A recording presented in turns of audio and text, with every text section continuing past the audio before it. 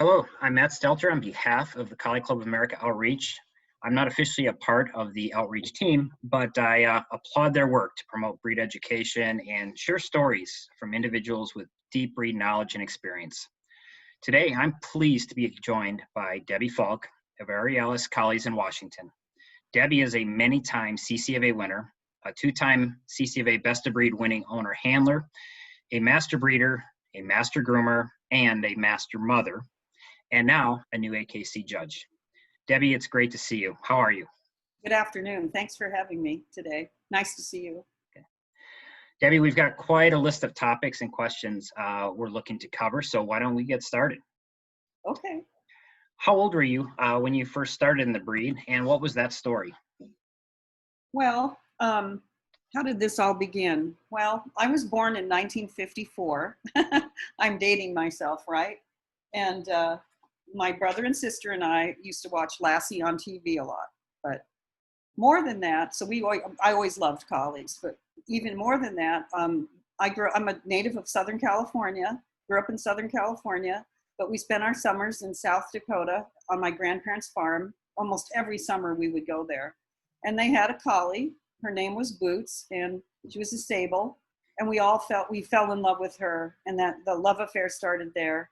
She was everywhere with us at all times, all the cousins, a big pack of cousins, and always with us together. And they had sheep and they had, cattle and everything. And she was just a farm dog, but I always loved her, always wanted a collie of my very own.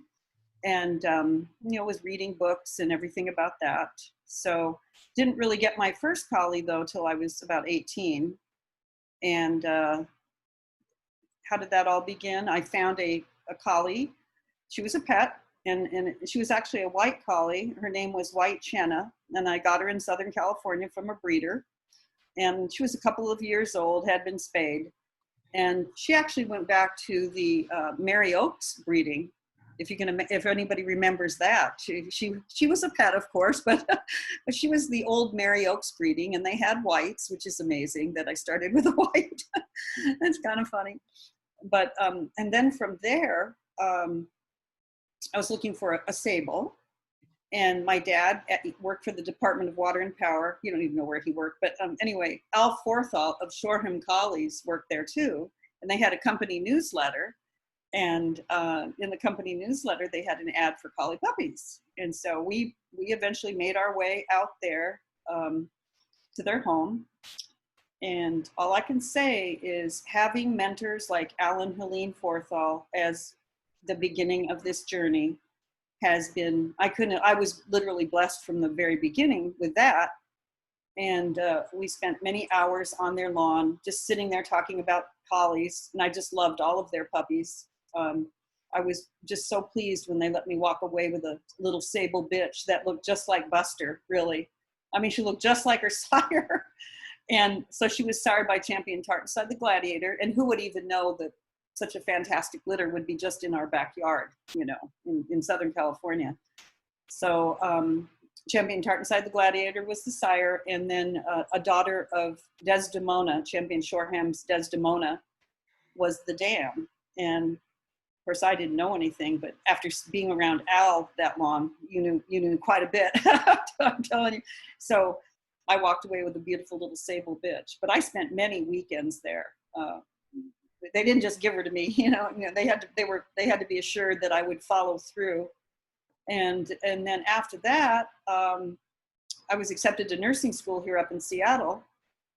And my cousins, I have some cousins that live here. Otherwise I wouldn't have moved up to the cold like that, being a Southern California girl. But anyway, so I brought her with me, and I remember talking to Helene on the phone quite a bit. She was pretty relentless about me showing her. I didn't know what to do, but I joined some clubs, the Collie Club of Washington, and met quite a few very nice people along the way, and they helped me. But it was actually the Sheltie people up here that helped me, and her name was Aurealis Mariposa O'Shoreham, and she did become a Canadian champion. She got her Canadian championship. It was a lot easier to get a Canadian championship back then. So So we went up there and we did that, and I was probably hooked at that point, but pretty hooked because I did show her with a lot of help, a lot of help from the Sheltie people. But anyway, it was Helene that told me to come up with a kennel name. She was very, very, you know, she just took you under her wing to guide you so that you would have something for your future. She didn't think of just Shoreham. She was thinking of you. And so we came up with Northern Lights, Aurora Borealis, which is Aurealis into one word. I was a kid. So that's how Aurealis came about. That's the kennel name. And it all kind of unraveled from there, you know, just, you know, loved the show aspect of it, and loved the dogs, and never really had a lot of dogs, especially going to school. But anyway, so that's the beginning. So you mentioned the Forthals. Can you speak a little more to who your mentors were and the individual impact that they had on you personally? Okay. Well, like I said, Alan Helene Forthal, and God bless Helene. She just passed away. I think it was yesterday. So it's very sad, but I will always remember what a wonderful person she was to me. And she was, I didn't know her the way that some of you on the West Coast did, but I can tell you that the conversations with her were always special, and she was so gracious and so classy. Such a classy lady, always cared about all of my kids. And I mean, she was like another mother to me. She was amazing. And that's real sad, but they were my first mentors. Helene would take you under her wing, but then Al would try to drill all this stuff into your head. Okay. Especially about what's right and what's wrong. And the one thing that Al was really, that I took away from that was, you know, he wanted a really filled in back skull. You know, but he wanted it lean on the sides. And so that's what he really instilled. And he thought that the breed lacked that. He thought that there are a lot of pretty dogs here and there, but a lot of them didn't have the fill of the skull and the squared off skull in the back. And I have to say that that has been instilled in me from the beginning. It's sometimes hard to get, but you know, you can, and it's easy to lose, very easy to lose. So, and then some of my other mentors were, well, being that Mariposa came from the Tartanside line, I was always looking at all the beautiful pictures of Buster and, you know, the Critics' Choice and all of the dogs. Loved all of the Tartanside dogs, and got to talking to John Buddy quite a bit, talking on the phone, calling him, bugging him probably, pestering him. And so at one point I just love, he's been my mentor for many years, giving me advice, giving me guidance. I could go on and on about all the mentors. As far as mentors, even just going to dog shows was my mentor. Meeting a stranger that would tell me something was my mentor. It's all the little things along the journey that teach you, not just several people, but the incidences that happen. You know, but John Buddy was a huge influence on me. I think he really taught me to, you know, a lot of common sense approach to breeding. Don't throw the baby out with the bathwater. Expression, I mean, the Tartanside expression is just to this day undeniable. All of those things. And I was just very, very lucky again. Mary Hutchinson of Highview Collies agreed to lease me a bitch. Highview Life of the Party was her name, a blue bitch, and I bred her to the Inheritor, Champion Tartanside the Inheritor, and then she was shipped to California, where I was at that time. And so that breeding resulted in Champion Aurealis Skylarking, he was my first homebred champion, actually. He was really pretty. He was a beautiful blue dog with a great attitude. He had group wins. I'm talking working group, working group wins. He was multi-specialty winner, and he also went reserve dog at the 1979 CCFA reserve winner's dog. But he was just a great dog for a first homebred. It wasn't bad at all. But I was very fortunate that people trusted me with these dogs, and you know, very lucky in that. I could go on and on about mentors and what they showed me. Steve Barger, grooming, nobody better than Steve.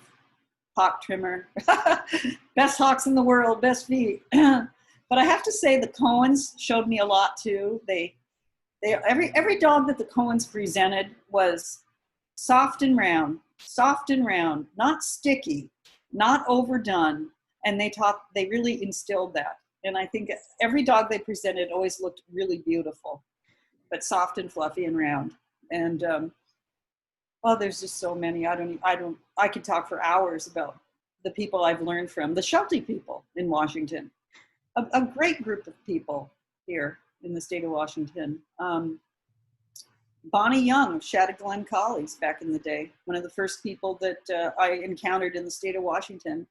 She had beautiful dogs and knew a lot about the breed, had been in it for way longer than I had, and I really respected her, Bonnie Young of Shattuck-Glen Collies. And then, of course, I met Michelle Altier of Bravo Collies, and I don't even know if she even had her kennel name at that time, but she had some collies coming down from, I always forget the name of that kennel, but it's here from Washington. It's an old established kennel. And she had dogs coming down from that. And then she purchased am I rambling on, or should I still be talking about my mentors? The question is about the mentors. You're doing a great job. The mentors. Yeah, the mentors. There's so many. So then I met Michelle, and she kind of taught me a lot of the basics, like, caring for dogs 101. And, she didn't really show a lot. She had a few nice dogs, and she and I kind of learned together what to do, And so she had purchased a Sinsan bitch from the East Coast, and I encouraged her to breed that to a gladiator son that was in California. And so she did it, and his name was Champion Shoreham 3D's Grenadier. He was gladiator son, and that resulted in the dog Champion Rio Bravo Achilles. Okay. And he was a very pretty sable dog. And she let me co-own him and be his handler. So that was really the first dog that I got to handle. And I was, of course, thrilled because, he was very pretty. And that went really well. I could tell you the story about Achilles if you like. So I actually have a question coming up in a bit that directly addresses that. Why don't we hold Achilles for a little bit? That's fine. Yeah. Can you speak to the families of dogs that have most influenced you over the years? You mentioned a couple already, but what were the bloodlines? What were the families that most influenced you in your vision? Well, the first dog that really impressed me, like I was just blown out by this dog, okay, was I got to see Champion Ginjor's Indelibly Blue, handled by George Horn at the 1977 CCFA. And I can't leave that dog out because the impression that dog left on me was amazing. And I think to this day, that's why I love Blue so much. I was just so impressed by that dog, and I was so impressed by George Horn. I mean, he was like he was a fantastic handler. The grooming was impeccable. His son was at ringside. I remember it as if it were yesterday. His son was his bucket bitch, excuse my language. And, it just all worked, and the dog took best of breed right in front of my eyes. I just couldn't believe it. My first CCV, I got to see that dog. So I was so impressed by him. And we became really good friends after that too. He was one of my mentors as well. People don't know that. We kept in communication. At every CCFA, we'd have lunch and talk about everything, and we'd go to ringside. He'd show me all these things, and I learned a lot from George Horn. Let's see, the families that have really impressed me. Of course, Tartanside. I mean, back in my day, in that era, the 70s, the late 70s. All of the Tartanside dogs were amazing. They were all beautiful. They had beautiful body balance and expression, just unbelievable. Let's see, High View, Candre. Later on, at some of the CCFAs, that people might not remember these dogs, but the Carnwath dogs from Canada, Absolutely. They're absolutely the most stunning animals I've ever seen. They had beautiful outlines, beautiful temperaments, and boy, could they move. I mean, they had all the components of correct structure. They were really beautiful dogs. And I do believe that one did win the CCFA. I think it was the Great Pretender. Or And Evergreen, or was it Evergreen or the Great Pretender? I just had it here. And they were littermates, were they not? I think they were. And I think they had a sister that They won. had a tri-sister. Did Diane Fitzpatrick own her? I think so. Uh-huh. Yes. Tremendous litter.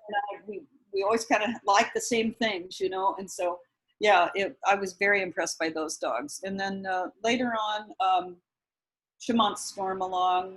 I always loved Full Dress, though I never saw him in person, but all of his pictures and his get were amazing. Let's see. Later on, let me just glance at my little notes. The only thing I have to look at, I can remember numbers, but not names. I don't know what that means. Anyway, yeah, I think I've covered most of the ones that well, Stars Blue Jeans, goodness gracious, yes. The Critics' Choice, the Windler dogs, you know, Point Given, one of my favorite blue dogs that I've ever seen. So that's probably a great transition. And then Lila's Latin Dancer struck me too. Latin Dancer when she took winners. My next question, Debbie, is actually about individual dogs. So probably a good transition. Yeah, delved right into it. No, yeah, good transition from families to individual dogs. Can you speak to those individual dogs that had the greatest impact on your mental vision? Okay. Well, I already talked about Indelibly Blue. He had a beautiful outline and presence about him. And the Carnwath dogs, same thing. That type that I really love. And then as far as Champion Tartanside, the Gladiator, I did see him in person on 2 occasions. Beautiful dog. Really soft expression, rounded muzzle. It was the muzzle and the expression, the way it all fit together. I learned that pretty early on. Critics' Choice, he really was magnificent. And I did talk about Chamont Stormalong, Champion Chamont Stormalong. Beautiful tri-dog, good mover, beautiful length of head and muzzle, and the beautiful stovepipe muzzle that you don't see today. Beautiful rounded stovepipe muzzle, very beautiful. Who else? There haven't been that many, but there have been significant ones. Let's see, Champion Gambit's freeze frame. You could not beat the head detail and the outline. Unbelievable. Impressive animal. Let me think. I'm thinking. Who else really impressed me? I have to say, I really did like Champion Mila's Latin Dancer when she went winner's bitch at the National. And I will lead up to that in a later question, I believe. I think another dog that you mentioned. I did, based on seeing her win that. And she excelled in expression and outline and leanness of head. I think another dog you had mentioned before we started recording was Jonesy. Oh, that's right. Well, here's the sad story about that. I actually had a bitch ready to ship to him the day that he passed away. She was ready to be shipped out the very next day, and that was so devastating.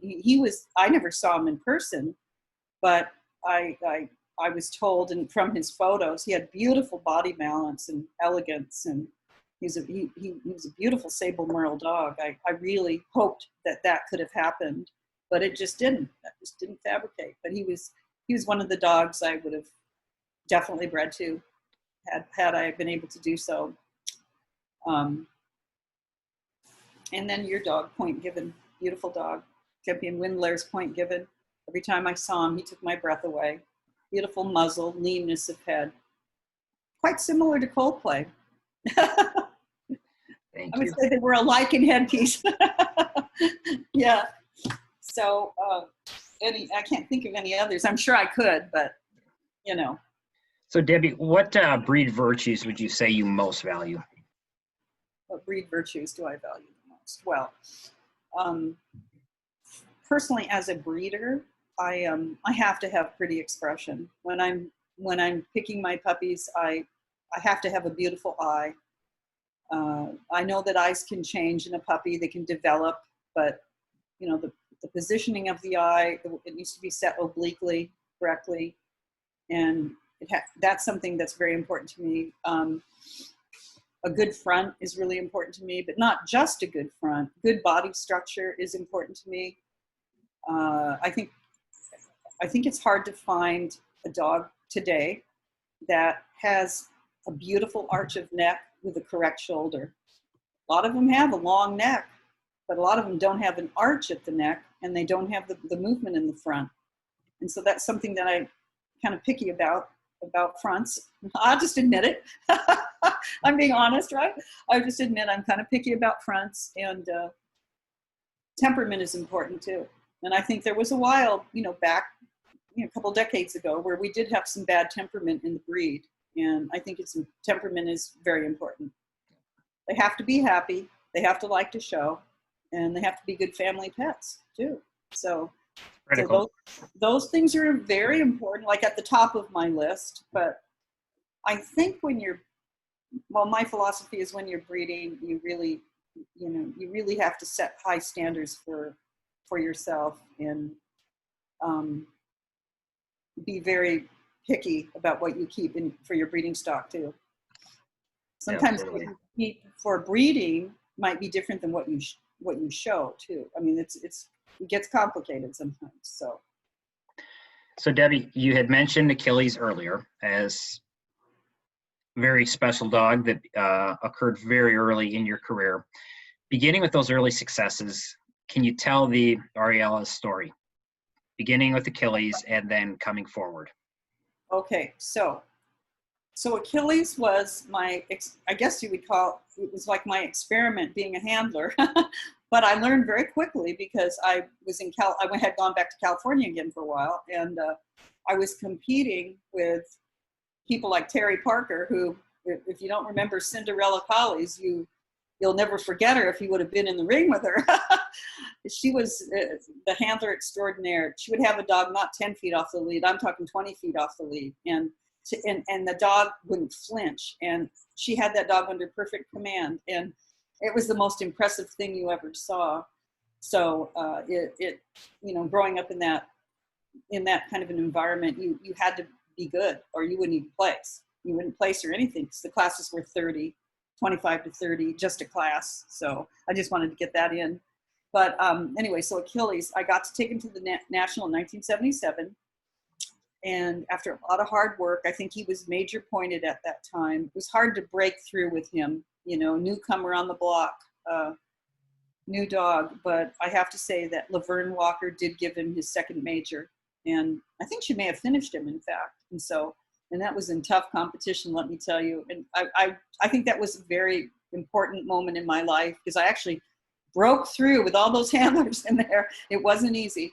And then so we went to the National, and we scooted off to the National, just me and Achilles. And he won the 9 to 12 puppy dog class, sable and white. And I was floored, okay, under Ted Kellstrom. And Ted just loved the way that he had neck and he could move. So he just loved him. And I look over to who went second place, and it was George Selner of Wayside Collies. And he looked at me like, "Who the heck are you?" It was funny. You don't forget those things, No, you don't. Anyway, so George Selner was, who's this new kid on the block? Anyway, so we won that. We got to see Hare take breed that year. That was his call name, Hare, the blue dog. And then the next year, we went to the CCBA, and the Gladiator won from the veteran class under Bill Holbrook, the wonderful Bill Holbrook from Washington State, though he was from California originally. But anyway, and at that time, they didn't have a word of merits back then. Achilles was actually in the last 7 dogs in the ring. He actually had made the cut to the end, which is amazing, and people don't know that. So. And then the following year, he took Best of Breed at the CCBA, 1979. And I have to tell you a funny story about that. Back then, I wore dresses and heels and wasn't practical. And I remember I had high heels on, and I had this dog in the ring, this special in the ring. And Patty Merrill comes running up to me, and she says, "Debbie, take those shoes off." She was like screaming at me from ringside, "Take those shoes off." And so she got me a pair of shoes and brought them over, took my high heels away. And after I got those flat shoes on me, I could fly around the ring with the dog. And that's when he won. So Patty Merrill had her hand in that, believe it or not. And who is that national under? Ted Paul. Ted Paul. Okay. Ted Paul. Yeah. It was, when he pointed to me, I don't even think I really realized what happened. I just, it was, but the dog was so deserving. He was a nonstop show dog, turnkey, stood there, pretty head, beautiful headpiece, beautiful head detail on that dog. He could have used maybe a little bit prettier expression compared to what I was looking at in my Tartenside stuff that I had. Sure. So that's why I went in that direction. But he was nonetheless a very deserving, beautiful dog. No dog is perfect. And he had a lot of components that he could win today based on what he looked like. Very pretty dog. See, you had mentioned Skylarking earlier. Oh, yes. Tell us about Skylarking. So Skylarking was the result of the breeding from the Highview bitch. And he was my pick of the litter. I kept him. And he just was what I had started studying everything when I got Mariposa, reading everything, collie cues, everything I could get my hands on, every article. I was just a sponge, I went to shows and watched people, and that's what people need to do. You gotta study the breed before you just jump into it. And so anyway, Skylarking made his debut by taking best of breed. I didn't mention this before to you, I don't think. Under Edith Levine, and there were 20 specials in the ring in Southern California. And of all the beautiful dogs in there, he won best of breed under Edith Levine. I mean, I couldn't believe it. I was floored. Anyway, he was just a great show dog. He would win working groups against shepherds and against all the gigantic working group back then. Very hard to do, but especially back in that time. Very hard to do. He loved his show. He also went on to produce the dam of Silver Screen, which is our other dog that won in 1991. Silver Screen won. So he produced Affectionately, Aurealis Affectionately, who then produced Silver Screen. So talk to us about Blake. That's the motion picture, and let me not leave motion picture out. Champion Country View motion picture. Came to Canada, just Vancouver, BC, with Roddy Oshie. Mm-hmm. And I don't think Roddy showed him that much, but we saw pictures of him and we knew that he was beautiful. So we bred our bitch to him. And it wasn't really an outcross because it did have Tartenside in it. Nothing I ever really did was a total outcross, except, well, I'll talk about outcrosses later though. But it certainly clicked. And in that litter, I remember the day I saw Blake, oh my God, I took one look at that face and it was all over. He had the most beautiful eye on a blue I've ever seen. And he had that soft round muzzle even as a puppy. Of course it filled in, but I mean, he had the beautiful muzzle, the lean head with flat bones. He had neck, he had front. He pretty much had it all. I loved the dog. He was really, I was very lucky to be able to, I think a lot of breeding, sometimes what I find after being in it for over 45 years really is, any advice I'd want to give people is really study your litters and know what you're looking at, because I think a lot of times you can let the wrong one go. And I see people do that quite often. They don't recognize the virtues that they're trying to get, and they let it go by the wayside somehow. I don't know. So what was Blake like as a youngster? I'm sure I did it too in the beginning. Yeah. What was Blake like as a youngster? He was an immature dog. He was very slow maturing, though very loving. Just a loving, sweet dog. I think he won his first major under Doris Werdeman as a 6-month-old puppy. Okay. So that was pretty I was, you know, that was amazing. And then he won a second major under Billy Aschenbrenner. So we knew that I knew something was going right. You know, you used to get approval from these people. Like, you Yep. know, if they didn't like your dog and they're these icons of the breed, you know, you took it to heart. You took Absolutely. sometimes you change your breeding program. I mean, you go in a different direction. And I sounds weird today. I wouldn't do that because a lot of the judges are unqualified, but a lot of the judges back then really did try to put up the best specimen of the breed. And so when you did win, it really counted. It really meant something. It was so important. And so those moments where I knew I had something really good. And so So tell us about his national win. oh gosh, that was the thrill of my life, really. I was young. I had my two toddlers in the room with bless my dad's heart. He loved, you know, he's not alive anymore, but he just loved my kids. And so he contained them in the room, you know, Brett and Lauren, excuse me. And my husband at the time was a commercial fisherman in Alaska. So he was gone to Alaska, so he couldn't be there. He wanted to be there too. He loved the dogs too. Anyway, so I just brought him. He was the only dog I brought, and Pat Starkweather was judging. He started to tuft his hair, so I went up to John Buddy, my mentor, right? And I said, he's blowing all of his coat. What am I going to do? And he's always calm. Don't worry about it. Just chalk him. He'll be fine. Oh, good advice. So I remember I chalked him more than I was normally going to do. Like I'm talking packing inside his coat. And I remember walking to the ring with powder marks, which is not good, right?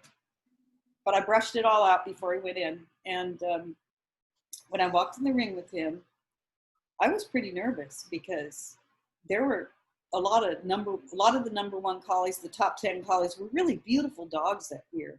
I mean, I could give you the names of them, but I won't. But I mean, there were a lot of really beautiful dogs brought from the East Coast. All the people from the East Coast actually used to come to the California Nationals because they loved it. And the competition was really in California at that time. So everybody came to this show. It was a very large show. I don't know the entry, but it was huge and a lot of top contenders. So I had my opportunity to take him in the ring, and he always showed. He was a great little show dog, loved the show. And when Pat Starkweather, I'll never forget it, when she saw him and looked at him, I didn't know it maybe right initially, but she just kept looking at him, and she never took her eyes off of him after that. It was almost as if that was her dog that she loved, and every other dog was being compared to him. It was a kind of an odd feeling, but anyway, what a wonderful person to win under, the mistress of Glen Hill Collies, for goodness gracious, and what a nice lady. And she knew her dog so well, of course, and she knew her dog so well. And I remember when we were going around when she pointed to him and had him go up front, I was pretty shocked. And I don't think she pulled them out like in the center for a while. I think she just kind of categorized them, if I recall. And so he went up front, but it was all about movement, okay? It wasn't, you couldn't just be pretty. You couldn't just be pretty. You had to be able to move too. So when he flew around that last 2 times or whatever it was, a huge ring, I think it was on carpet, he never put a foot wrong. And I almost feel like I was just holding on. I wasn't doing anything. Honestly, the dog won the dog show himself. He really did. He wanted himself. I just held on to the leash. He was in command. He owned the ground he walked on that day, and he deserved it. He deserved it. He really did. I love that dog. Beautiful dog. And he was a great family pet. That was Moret's first dog. And Lauren's dog came later, but I have some pictures of Moret and Blake just playing in the yard that always bring back memories of him. So even though you were located in the Northwest, Blake still figures prominently in the pedigrees of some of the most beautiful dogs in the breed today. Talk a little bit about the mark he's left on the breed. Well, unfortunately, he was only the sire of 19 champions, not quite a Rom, but he should have been one. It's just that I was raising young children and couldn't keep track of all of that. But anyway, he did have quite an impact. When he was sick, it's hard to retire a dog that's 2.5 years old that won the national. And so I did bring him out, and he got an award of merit as well the following year when Grand Applause won, Sealar's Grand Applause. He got an award of merit under Billy Aschenbrenner. So, but he went on, a lot of people on the East Coast got to see him. Danny, of course, knew that he was sired by one of his dogs. And for a short while, when he was 6 years old, I sent him with Tommy to the East Coast to be shown, because I just couldn't, what are you going to do? This beautiful dog sitting here. He looked better than ever, right? And I think he won like 6 specialties. But his impact but while he was back there, he bred a couple of bitches too. So it was, nice that it could be used back there. So, but Danny Cardoza did breed a bitch to him, and that resulted to a dog named Country View Admission. I think Danny talked about this in his speech, his interview. And Country View Admission was a really pretty try dog, but I don't think he really got exactly what he wanted in the first generation from that. But the second generation from that, he got champion Country View Colorful, who is in very many pedigrees. I think in your pedigree, in fact. Absolutely. And I have it in my pedigree because I got something back from that, and and so I think that had a huge impact on the breed, that part of that through Country View, and then all that coming down to champion Country View, Give My Regards, who was top sire, and amazing that he could have that impact. He also was the sire of champion Aurealis Sheridan's Regina, who was bred by actually Dante Fangun, and he was my stud fee puppy. She was my stud fee puppy, excuse me. And I co-owned her with Miriam Stempler. Miriam begged me for her. You have no idea. She got on her knees on the ground begging me for her. She tells everybody the story. But anyway, so she took Gina down to California. At that time I was in Seattle again. And so she took Gina down to California and started just toying, with showing her. She hadn't really shown that much, but she had shown a little. And then she got hooked up with Janine Walker-Keith to handle her when she was older, of course. And she finished in no time. The bitch was very pretty, could move. But she had a beautiful, soft, round face, just very, very, very pleasing and very balanced. Very balanced body, beautiful top line. Anyway, so the rest is kind of history with her. She was the top winning collie in the history of the breed at that time. And that's when collies didn't go best in show. I think her record was like 7 best in shows, 80 best in specialties. I mean, it was a phenomenal record.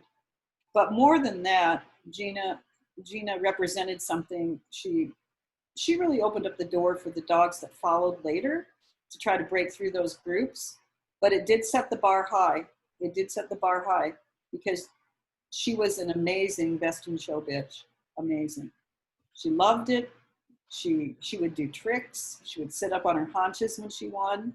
I mean, Miriam taught her all this stuff, not me, but she also did go best opposite sex at the CC of A. I forget what year it was, but 2005, I think, but under John Honig. So, she was very worthy of not just all breeds, but specialties as well. Very nice female. Very proud of her. So proud of that, really, that Gina could do that. So Debbie, about a decade ago, you were already a long-time successful established breeder. You acquired 2 dogs from 2 very different families. You made a significant outcross with those dogs that has had a major impact, not only on your breeding program, but ultimately on the breed itself. Can you share your thought process behind those moves with that breeding and the stories of the dogs that have come down from it? Yes, I'd be happy to do that. But first, I'd like to talk a little bit about outcrosses, because outcrosses were something I kind of tended to do not frequently, but occasionally. I actually bred Mariposa, my first bitch to champion Tamarack Eclipse. And I think that had lick creep like way back in it and stuff, but I just loved the dog. The dog had a beautiful lean head with a beautiful expression. And so I bred to him, and I do have stuff coming down from that still. Another dog that I bred to was, what was his name? Well, over the years, I did outcross, I would say about every 10 years, really. Gambit's Trick of Light, champion Gambit's Trick of Light, bred to him. And the particular thinking, but along the line, I call it my baseline, my basis of my line had been Tartanside. It had always been Tartanside. I'd always go back. I'd occasionally go back and buy a dog from John. I bought Tartanside Aurealis Affirmed from John. He was an Alliage son out of Absolute. Absolute was the sire out of Alliage.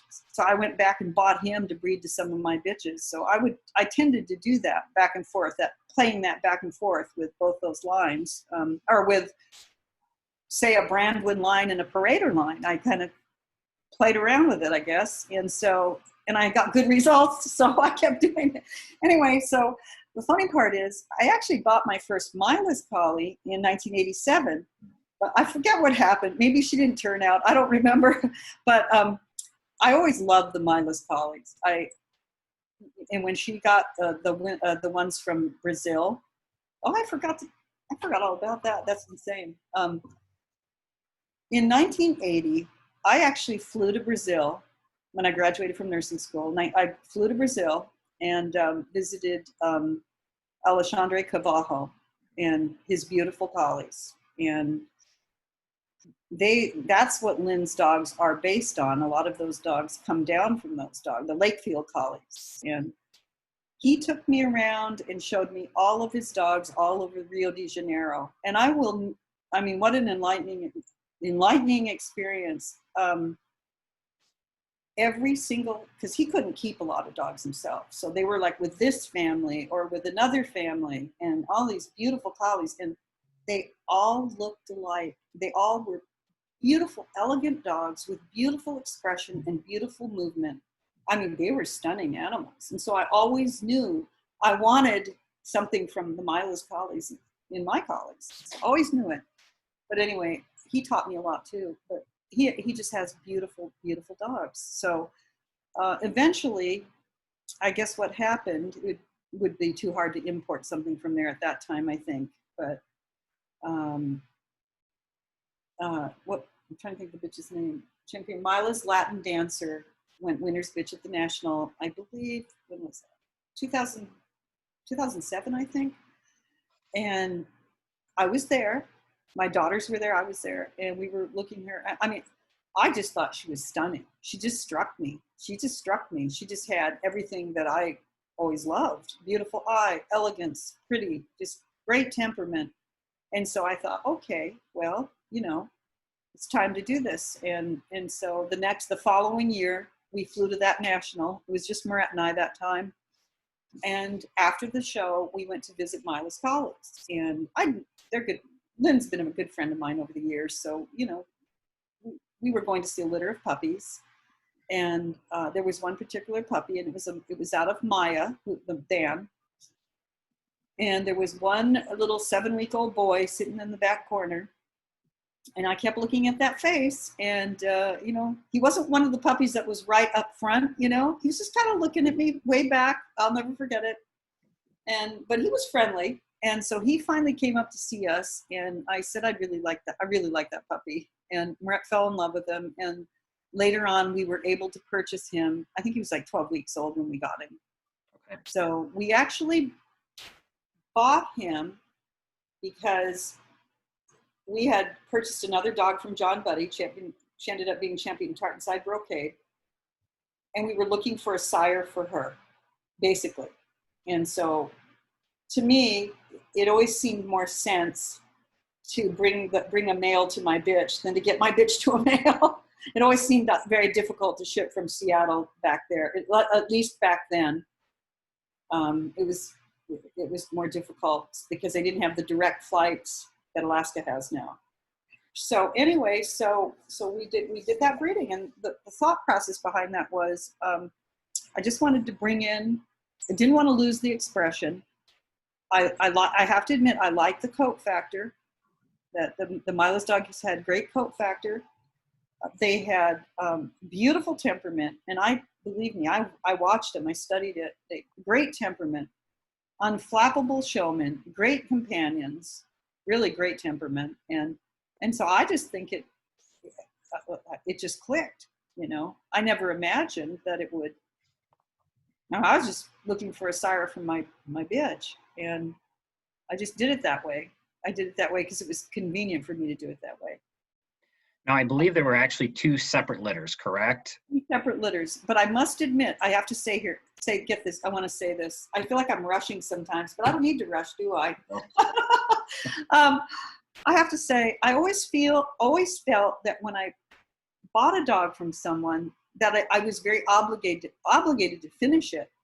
So I always made a point of finishing everything that I ever brought into my kennel. I just didn't use it for breeding stock. I just wanted to say that because I just think, you got to do right by the breeder that came before you or did all this hard work.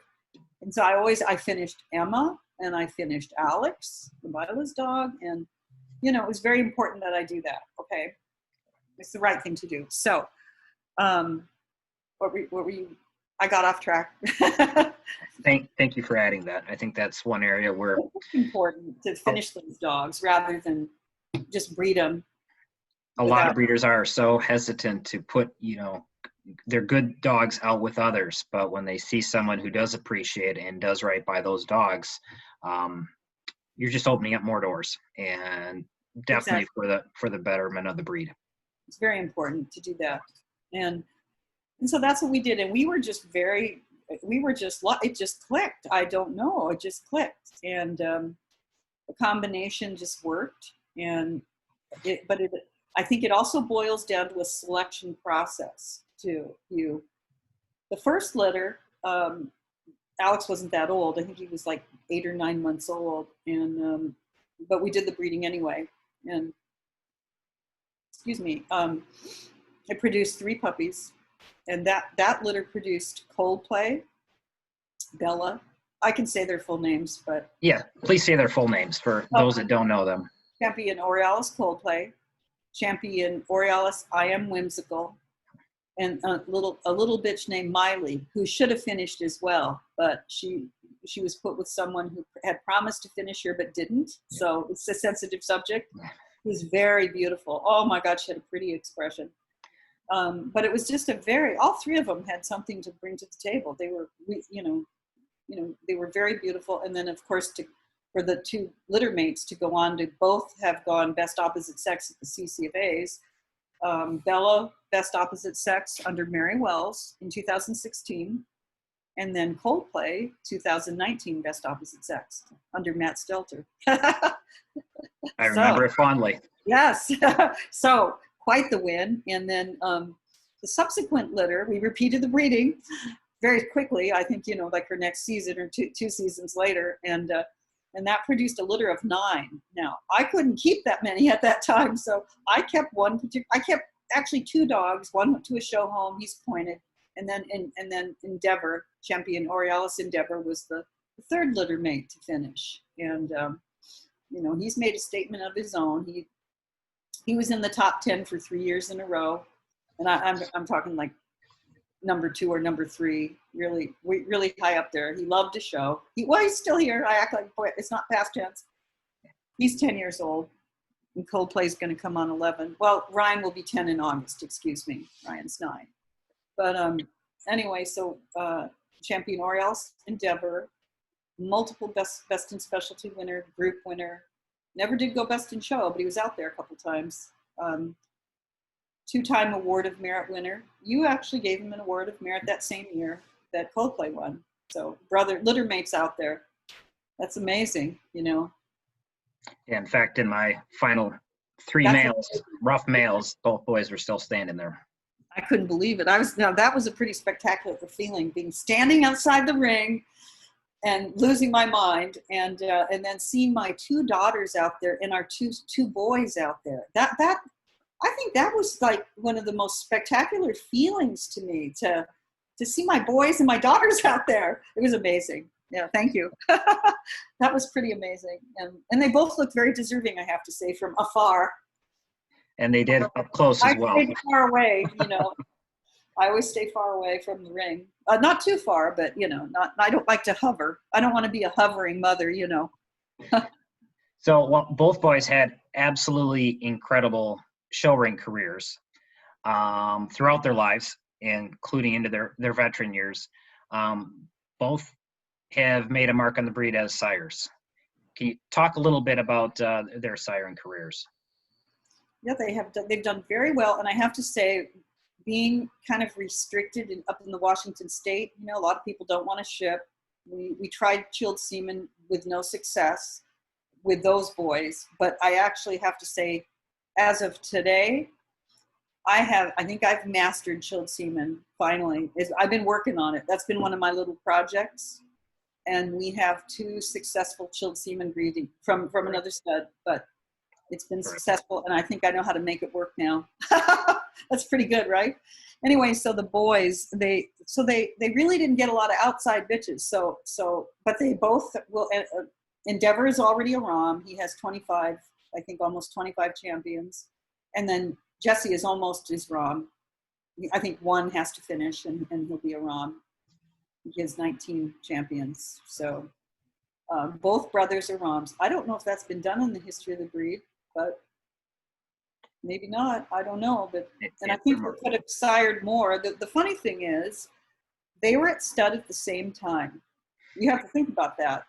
2 brothers that are ROMs with that many champions, and then there was an Endeavor son that was at stud at the same time too, and that's champion Aurealis Zandria's winning colors. He's a blue boy, and he's co-owned, and he sired I think 15 champions. So that's quite a few champions in the same era, in the same zone. So I'm pretty proud of that. I think that they stamped their debt. I really do. And I think they stamped their debt, all 3 of them. It's kind of fun when you see that, you see these pretty dogs in the ring. That's a good feeling when you see pretty dogs from your stud dogs in the ring that are winning. Yeah, exciting. Debbie, so I just paused the video. Oh, okay. Welcome back. We're ready for part 2 of the interview with Debbie Falk. Debbie, you mentioned earlier a little bit about your use of outcrosses in the past. Can you share a little bit about your general breeding philosophy and what methods you employ in establishing and maintaining your bloodline? Okay. I think in order to have a really beautiful look of dogs in what would be your line, is you really do have to line breed with certain individuals. But it's also very important to outcross on occasion. And I think it's important for not just vigor in your line, but you have to, I think when I outcrossed, I was looking for specific attributes to bring into the line, okay? And when you have to know exactly what you're really looking for, and if the stud dog that you're going to breed to is going to produce that for you. So just outcrossing alone is not going to get you where you want to go. But I think that it's very important to do line breeding with your dogs, especially after you outcross. Go back and line breed back into your own line with the right ingredients that you were looking for. The other thing I think, as far as my breeding philosophy goes, or breeding techniques, whatever you want to call it, I think what's really important, and it's become even more important to me in the last 10 years, are your brood bitches. Your brood bitches are really your gold. They are so precious, and you can get nowhere without good mothers, good producers, good mothers. Not just necessarily big litters, but healthy litters, healthy, vigorous litters, mothers that have good milk. All of the basic stuff is very important in a breeding program, I think. And I think you've got to have mothers that are going to tend to the puppies and properly. And, you know, many of us have tube fed puppies many, many times, but I think it's really nice when you have a litter that the mother can take care of all of the puppies by themselves and then go on to be a ROM, a producer of beautiful puppies. And right now, I guess I'm kind of bragging a little bit, but champion Aurealis, rumor has it, is going to be a ROM, and that's out of 3 different sires. Her daughter is going to be a ROM, and the daughter of that daughter is going to be one as well. I mean, you know, so there's a line of bitches coming down that are great producers, and I think that's super important in a breeding program. Your girls, your moms. The other thing is, we've never had more than about 10 dogs, 10 to 12 dogs at the most. I don't think you really need a whole lot of dogs to do what you need to do. Also, what else do I think about? I think that I don't believe in excessive breeding. I think you need to really have your litters planned very well. I don't think you need to have like 1 million litters a year to be able to come up with what you need to kind of come up with to proceed to the next level. And I think that that's really important. We have pretty strict guidelines. Our dogs are really by private treaty only. We feel that the individuals that, not only the dogs that are going to be bred to our stud dogs need to meet the standard, meet the criteria, but the owners as well, as far as their breeding philosophy. I mean, if we just aren't thinking the same way, thinking that we want our offspring to go on to be the best that they can be, but we don't really particularly like them just being used for breeding stock. So we've had to institute some rigid guidelines to protect that. And that's just what I have to say about that. And we all feel very strongly about that. It isn't about quantity; it's about quality. It's about producing, betterment of the breed, and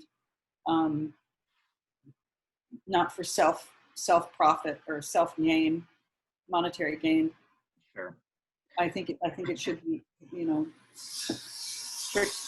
I think we need to be stewards of our breed, protect our breed, basically. Whatever that takes. Yeah. What does your stud dog selection process entail? Oh, for myself, if I'm looking for a stud dog, I think that a stud dog. Well, I'm really picky, so to me, a stud dog should also be able to be a show dog, and so I most likely won't breed to a dog that isn't a show dog and a stud dog, because that to me is important. And I see a lot of dogs that are good, maybe good producers, but they can't go in the ring and win. So I mean, they don't like the show, or I don't know what the reason, but I want both. I want them to be both. Sure. Be able to go in there. That's just personal preference, but of course you're going to be looking for the good qualities. Expression being very important, soundness mentally and physically,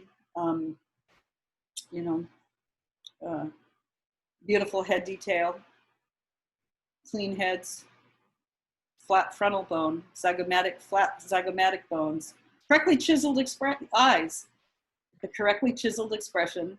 A lot of dogs, well, I'll get to that later, but a lot of dogs have an okay expression, but I'm looking for that very special expression, really beautiful expression.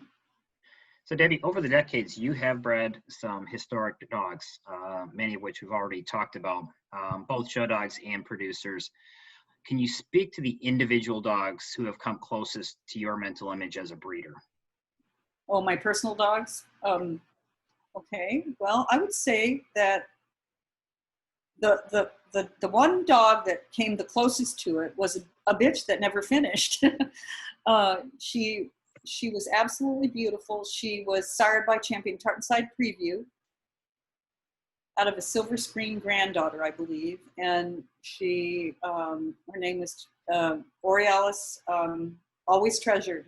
and her name was Tiara. And she had almost all of her points and needed a major to finish, I believe. And she had 9 major reserves and never finished. And I had small children, and it just never happened. And it was very unfortunate. She did win her class at the National. She went first in open sable. I actually had the honor of grooming her that day with Tom and Naoma, and that's just amazing to me. she That's was so amazing. she was exquisite, and yeah, that's the closest to my ideal of perfection. And funny, she never got her championship, but she's at the top of the list, and like it's like everything else is below that. It's okay. really hard. But Tiara was a very beautiful bitch. I can describe her as very light and lean-headed with a slightly perceptible correct stop and no depth, just very clean. Beautiful eye, beautiful rounded muzzle, beautiful body lines. I would say that champion Aurealis, I am whimsical, is a close second. Okay. A close second, similar bitches, very similar. But Tiara just had that extra special expression. And she was also a beautiful red mahogany sable. She was just pretty. Her color was stunning. You don't see many sables that color anymore. Yeah, she was a red mahogany sable. Very beautiful.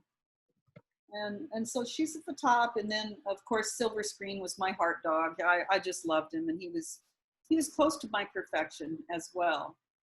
The brothers, Coldplay and Endeavor, they're both like so good in their own way, with their own virtues. But I have to say that I think Jesse's headpiece is complete perfection. So to me, and I just feel that it's hard to find that today.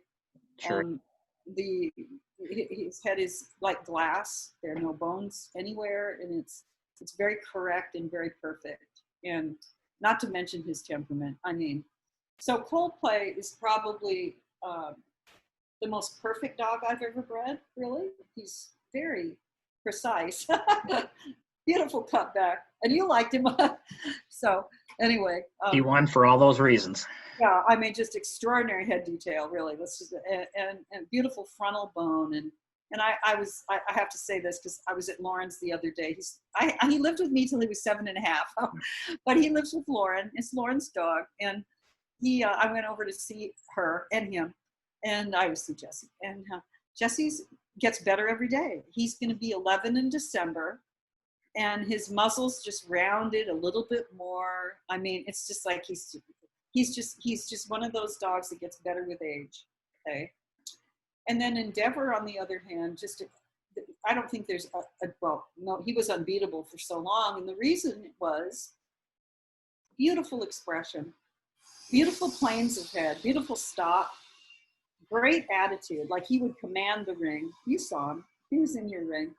And just beautiful elegance, just and a beautiful color as well. And color's important. But I mean, overall, just a gorgeous animal too. So I love Ryan. Yeah. Obviously, the Aurealis story would not be complete without including your ultra-talented daughters, Marette, Lauren, and Juliana. Can you share what they bring to your team? Oh, wow. I know you brought this question up, and it's a tough question because there's so many facets to it, really. I probably wouldn't have shown as much the last 10 years if it weren't for them, really.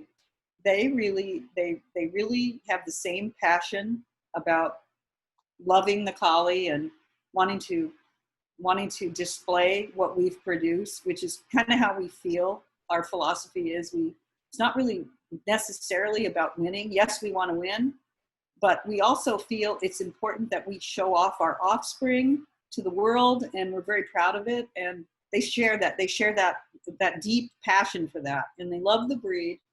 And it's amazing because my ex-husband was gone a lot in Alaska, so I really had no choice. If I wanted to go to a show, they came with me. So early on, like toddlers, babies, I think Juliana was at the National at 14 days old, okay? and she was the youngest one. But Lauren and Norette always came. They sometimes would run in the ring when they weren't supposed to, but they attended every show. So they really grew up in it and learned to love it. So, but I think you still have to have that passion. And I just feel very lucky that they share that. All four of us share the same passion. They just love it. And it's very common in the sport to have those multi-generational families in the sport of purebred dogs. But I think what's special in your case, it's all of your daughters. They're all active, both as handlers and groomers, and now all successful breeders as well. That's remarkable. And they're all, they are all performing at such a high level. To you, I can only imagine what that means to you personally as a mother. It's like super important. I mean, I'm so proud of them, really. I'm very proud. There was a phase that we went through for a while where we were all Indian. We were all chiefs with no Indians, and it was like a meltdown at the setup. But it's actually evolved a lot. It's a lot better now, and we even have a baby at the setup now, and it's, we have to work with each other, and so we've come to do that. But each person brings something different. Some of us are really expert trimmers and scissoring and that kind of thing, head trims, and others are really masters of the website. I mean, I'm really amazed at how Juliana has done our website. I mean, she's actually very talented, and then, I won't use names because I don't want to single people out, but some of us are really good organizers and planners, and I mean, it just all fits together. It takes a village, really, and your village can be other breeders and friends, or I'm just very lucky that it's my family. Yeah. It's very fortunate. We've had great times and great road trips. It's been a lot of fun, and I wouldn't trade it for the world. Really, it's a lot of fun, and not to mention going to the nationals together. And having Lauren sing at the nationals, that's pretty amazing. Some proud moments there, Yeah. So Debbie, one common trait among great breeders is that desire to compete at the highest level, seeking competition rather than avoiding it. I know that's something that you believe firmly in. Can you share your thoughts on that and how the top competition in the Northwest has strengthened your breeding program? Okay. I have to say that a lot of judges that come to the Northwest here have said that the competition here is really steep. Like, it's really, really, like, the collies are really beautiful, and the quality is deep in the classes, and we have huge entries. I mean, it's a little bit harder to win here for sure. That there's no question about that. And I have to say, I've been showing for a long time on the West Coast, and there's probably about a handful of breeders that I would say have dogs that are presented that are really of that caliber. How do I say that? Are really competitive with their product, their dogs, and their presentation is the same. Because a lot of, you can have a beautiful dog, but if it's not going to perform and it's not going to be presented right, it's not going to win. It very rarely will. And so we all know who we are. We know who we are, right? And we all have that same passion. We always exercise our dogs. Our dogs, when they arrive, they're all trimmed and ready to go. They're clean. They've been they're athletes at that point by the time they end up getting to the show. They have to be. I mean, you can't compete at that level without being 200%. When we go in the ring, oh yeah, it's cutthroat. Okay, when we're all heading in the ring, it's all cutthroat. But when we get out of the ring, we know if one of the dogs that were in the great group wins, we're just going to go have a glass of champagne because it's really great to have friends that respect your bloodline and vice versa. And so you can compete, but then you can be friends afterwards and have your little party, It's an interesting point because And we all like to win. You know, yeah, that we're all there to win. You know, for a lot of us, it's not recreation. It's, I mean, yeah, it serious is business, right?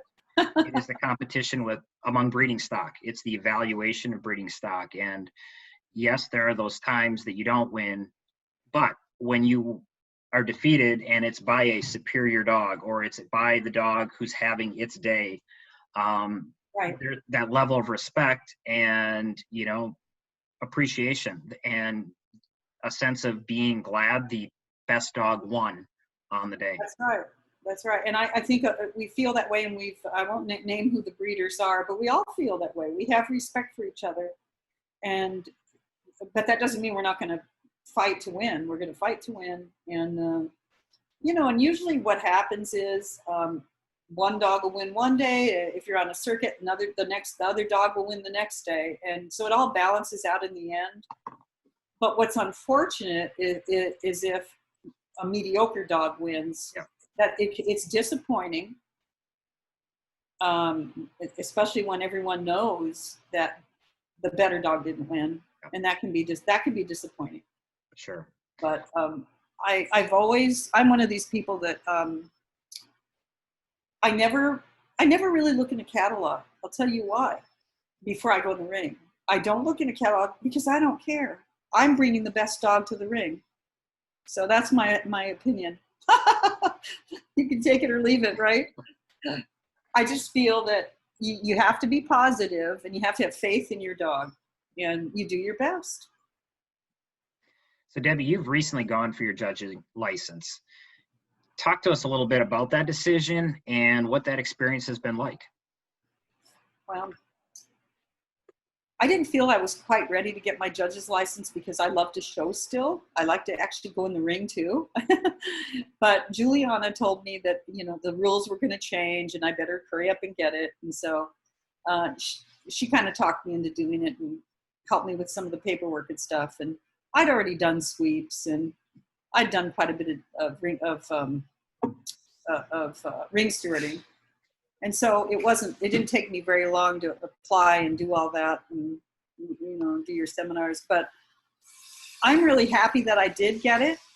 I really am. And my experience so far has been nothing but wonderful. I have just really enjoyed I've done mostly specialties, big specialties. And I've really enjoyed flying into different parts of the country and getting my hands on the dogs from the different families. I really, really have enjoyed that. And I'm somebody who, you know, has respect for the work that goes into getting those dogs in the ring. It's a lot of work presenting those dogs and getting them in the ring. And I'm somebody that really respects that. It's nothing but a lot of work. It is difficult that you can only award a few people when there's several there that could easily win, you know. That's tough to me. And I never have loved flying, but I do it anyway. I get on the plane and sometimes in bad weather. So I know coming back. Yeah. Do you think that judging will have any bearing on your breeding program? I think it might, because, you know, if you see a dog that you'd love to take home, there may be a possibility that you'd breed to it. It could affect your breeding program. I think it could. And you know, everybody, the hospitality of the clubs, it's just been wonderful so far. And seeing the different dogs, I really enjoyed that. It's so different in each part of the country too. Yes. Very different, each part of the country. But I have to say, it's not as bad as it used to be, like maybe 30 years ago. You'd have a definite certain type in California and a different certain type back east. You would have the Twin Creeks influence in the center of the country. It's not that drastic anymore because you don't have those huge kennels anymore. It's not as drastic as far as type goes. So with that new perspective, what is your assessment of the state of the breed today? Well, I've attended a lot of shows locally on the West Coast, and then of course with the judging.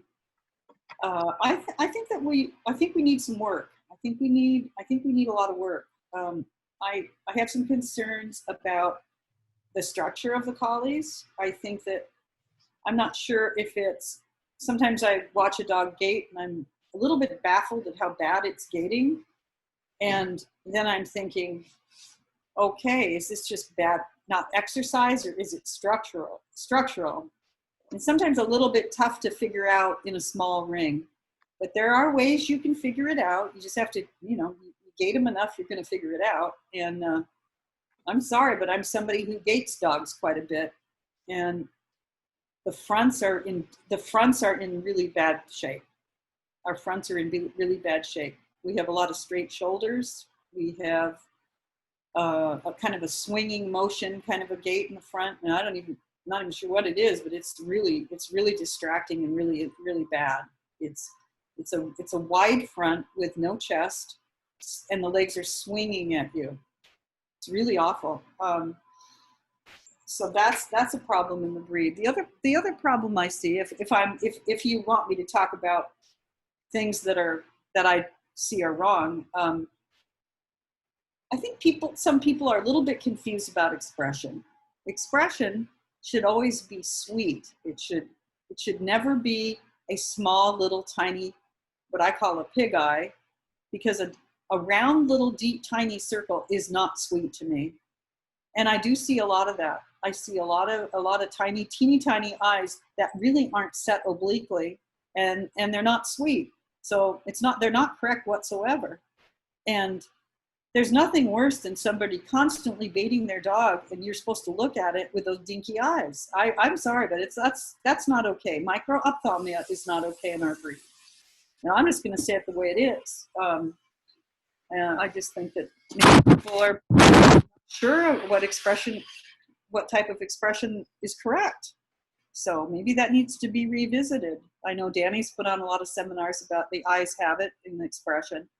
I'm not sure if everybody does grasp that or has formulated that in their vision. The other thing is, what else have I seen wrong? Oh my gosh, there's a huge problem with lack of skull.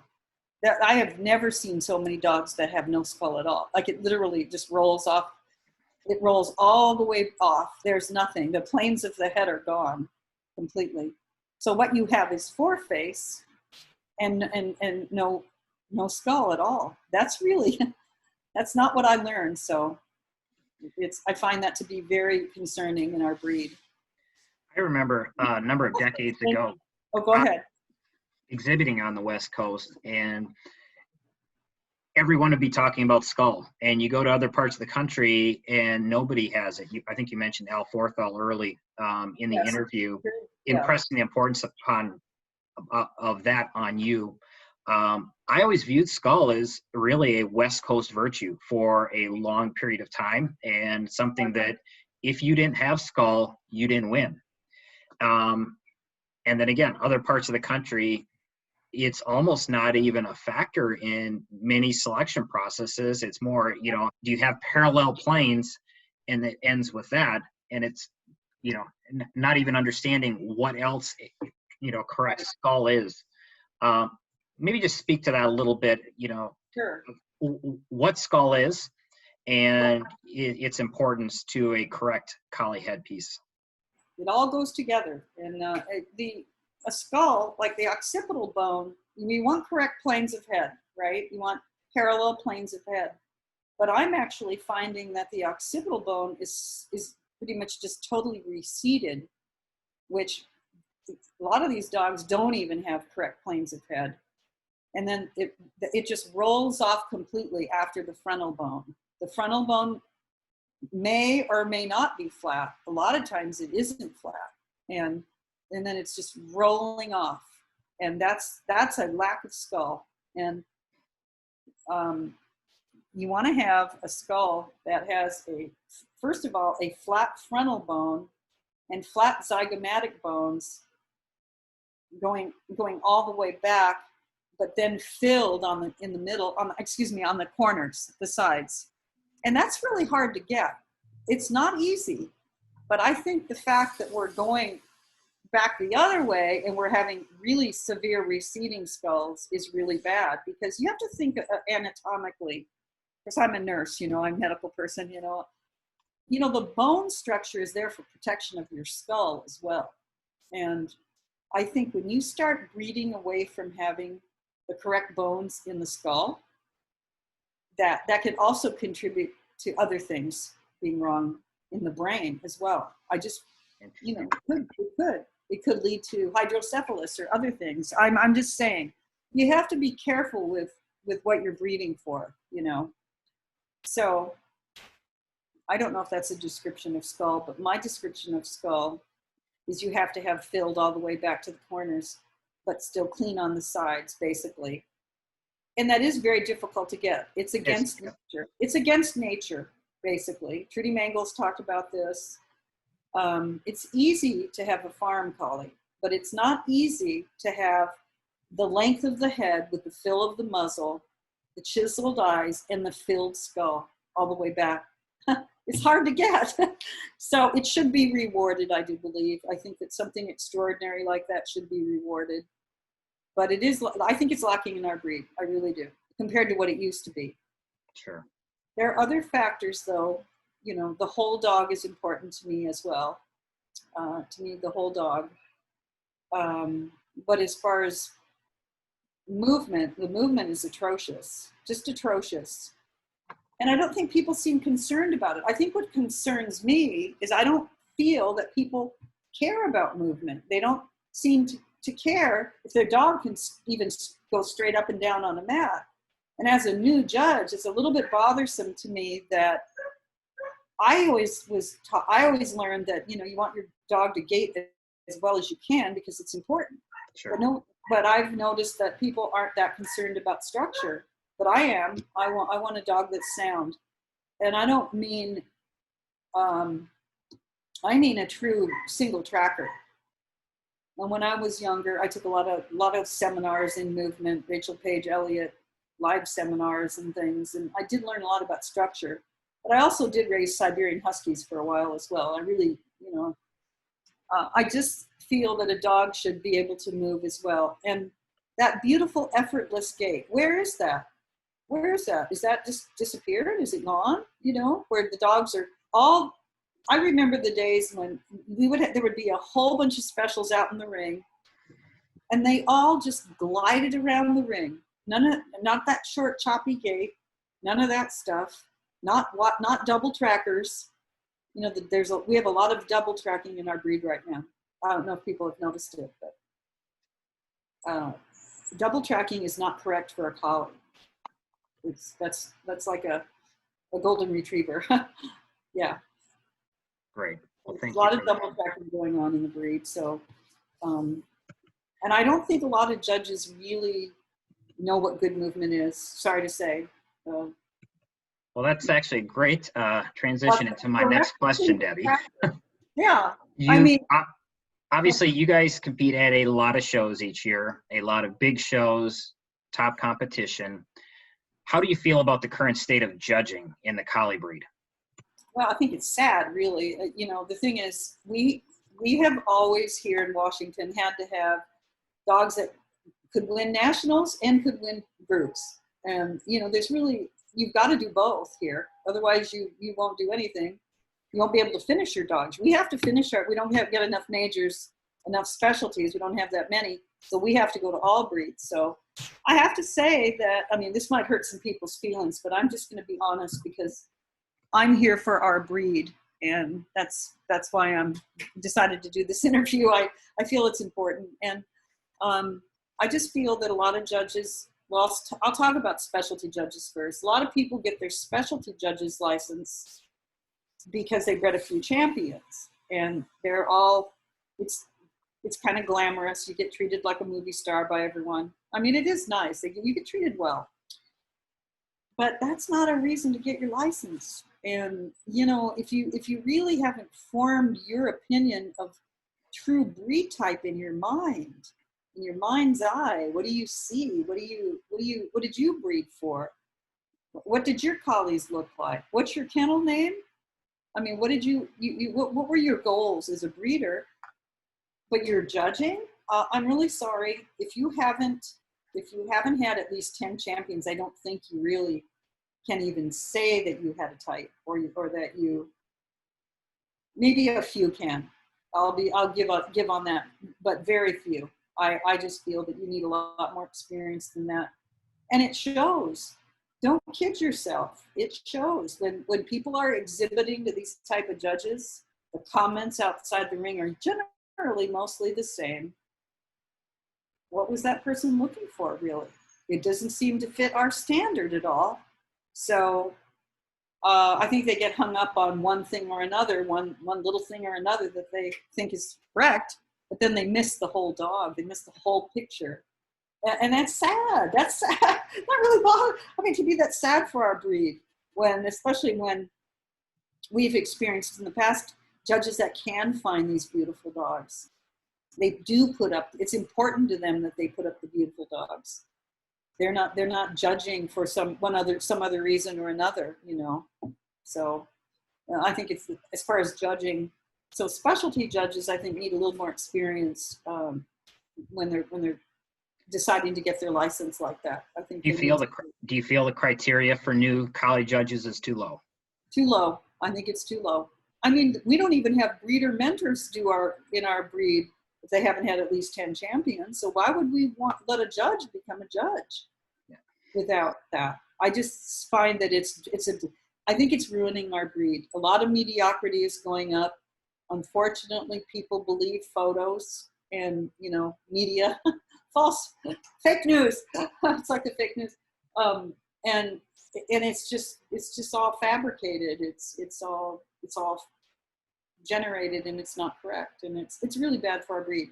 The other thing is all breed judges. I know a lot of times they have to attend collie seminars and things, and actually some of the all breed judges have been better than some of the specialty judges, and I'm not sure why. I think maybe because they're forced to really try to understand the breed by some of the seminars they're required to take. I wouldn't say all of them, but quite a few of them know collie type. I'm shocked. Some of them that know collie type so well. Interesting.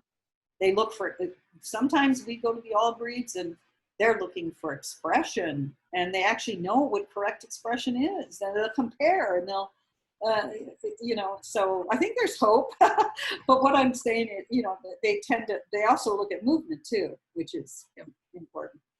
You know, that's an interesting point, because I do think our judges education program, especially the newest version, it's fantastic. I mean, it should be something that honestly every breeder should be making sure that, you know, that they take in.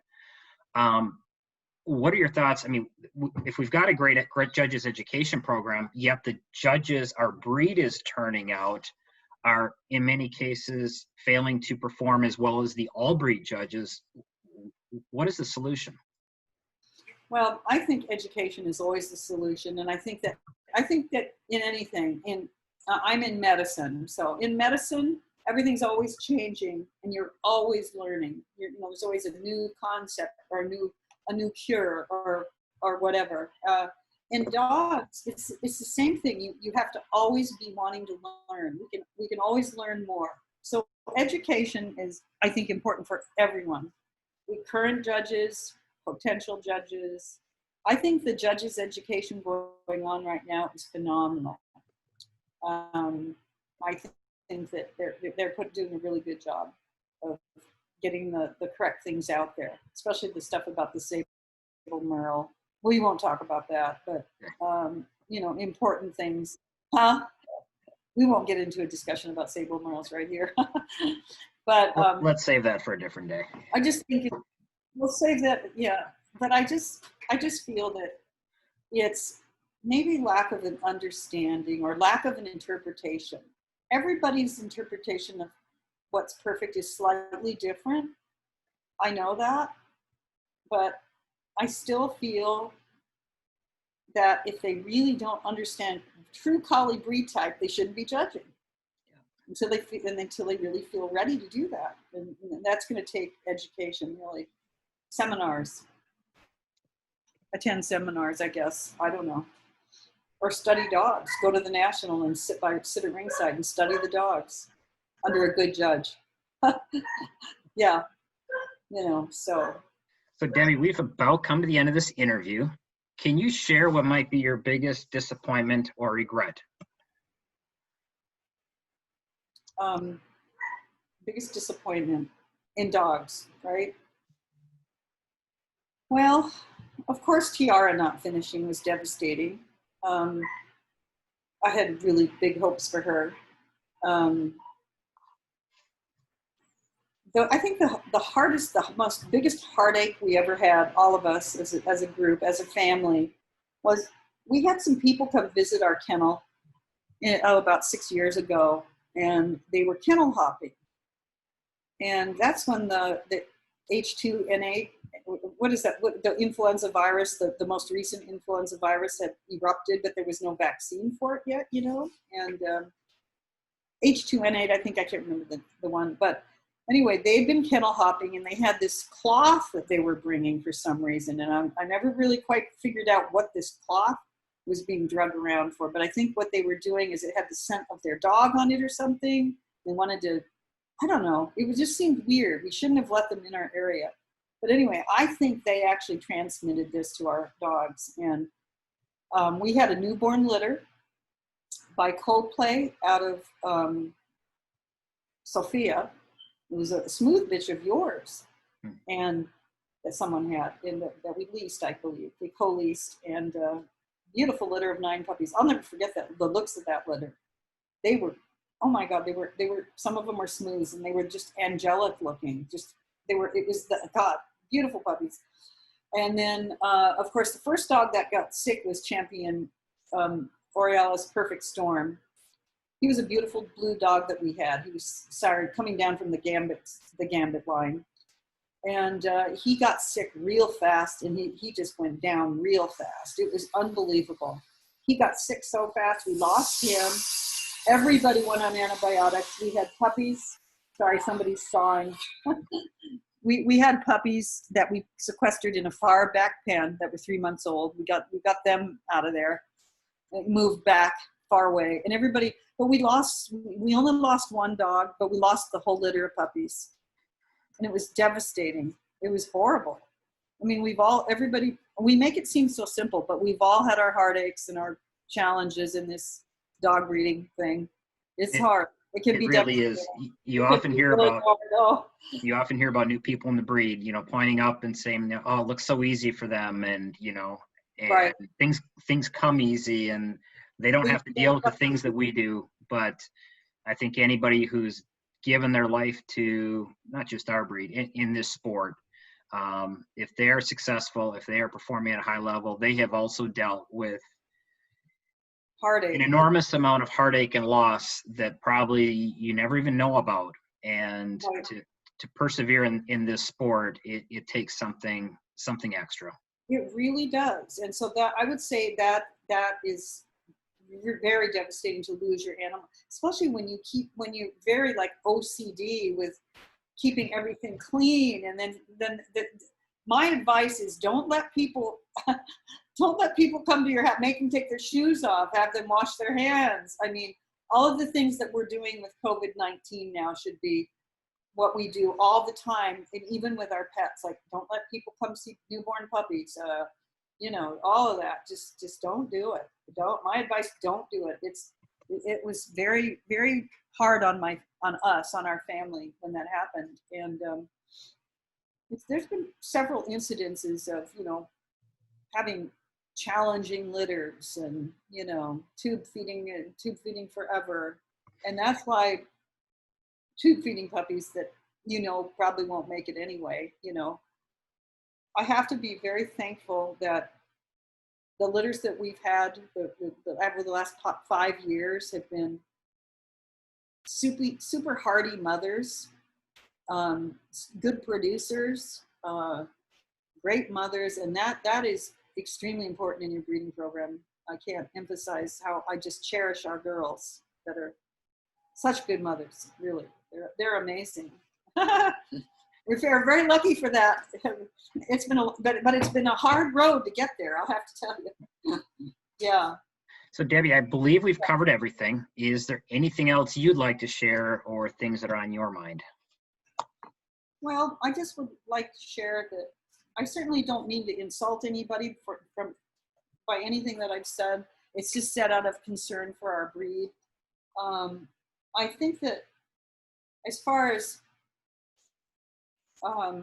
mentoring people, or some of the people that have tried to, come with us, we've mentored some very wonderful people over the years ourselves, and they're great learners and they want to learn. And I think a lot of people want to learn by just being close to you, watching what you're doing, studying it, and that's the best way to learn. And apprentice, it's almost like an apprenticeship, which is what I know you did and several others. It's like an apprenticeship without actually being official. You hang around those people, you help with the operation, and you learn that way. But I do have some concerns that the mentality nowadays is, and I hate to bring this up, but I'm going to say it anyway, is what can you do for me so I can win? I mean, are you kidding me? Okay, so they're not, if they're actually following what we're doing, they're going to realize that conditioning is very important in your dog. So first of all, you have to show up with your dog in condition. I'm talking bathed and clean and white and combed out, right? Basics. But when somebody comes up to us at a show and wants us to trim their dog and trim this and do that, that's not going to fly anymore. It's just not going to fly. We're not there to do it for you. We're there to show you. Yeah. And I think that's the new mentee mentality. What can you do for me so I can win? Doesn't work that way. Do you think it works that way? No. I actually mentioned that in a recent interview. A frustration of ours is the questions we usually field are, it's around presentation or grooming. It's not about, learning breed type or, learning structure and so forth. And we always find that frustrating, that it's very frustrating. Why is it so focused on the winning instead of breeding a better dog? Right. Or even what virtues does your dog have that we can accentuate, or they just want to win. Right. It's not about, or they want you to do something to make their dog win. And that's not what it's about. It's about loving the breed and knowing the virtues of the breed and understanding that. And so I think that's lacking today, but not in everyone. We have some awesome people and juniors that we've helped, and we love doing it. We love helping people. It's just that it's just a tough subject, I guess. Another concern I have is I noticed that Facebook has made it so that people can just sell puppies because they're genetically tested. In other words, I don't know if these are like pet shop puppies or I don't know what they are, but I noticed a lot of collies are being sold all over the country, and they're genetically tested and they're normalized and they're white factored and they're everything under the sun. But then when you see pictures of them, they look sickly. That is really sad for our breed, that people are hanging their hat on all of that genetic testing, yet the dog is not of quality in any way. Yeah. And I think that's really sad. I think that there's a lot of overbreeding going on in our breed. Yeah. I mean, we don't want the collie to be exploited in that way. And I feel that's going on right now a lot. Well, don't you think it's certainly the advances in testing are, to us breeders, it's exciting. But you do have people who are using that as representation, as a replacement, or as an indication of quality, when it's just one piece. Yeah, you're saying it very well. That's what I meant to say. You're saying it very well. It's like they're using that as a tool for monetary gain, and the rest of us are doing it because we want to breed better dogs, and we want to have healthy, genetically sound animals, and they're doing it for monetary gain. That's where I have issues with it. But That's just something that concerns me. overall, I think there's an increased popularity for the collie too. I think people want a good herding dog for their family. But I just think it's something we need to be careful about. A lot of dogs are ending up in rescue, more dogs in rescue, overbreeding. Just, be careful. Plan your breedings well. You know, quality, not quantity, is always important. And that's kind of what I have to say about it. So, Well, Debbie, thank you for your time, sharing your insights and the Aurealis story. It's been a pleasure. it's been a real pleasure. Thank you for inviting me. Yeah. Thank you. I had a great time. Thank you.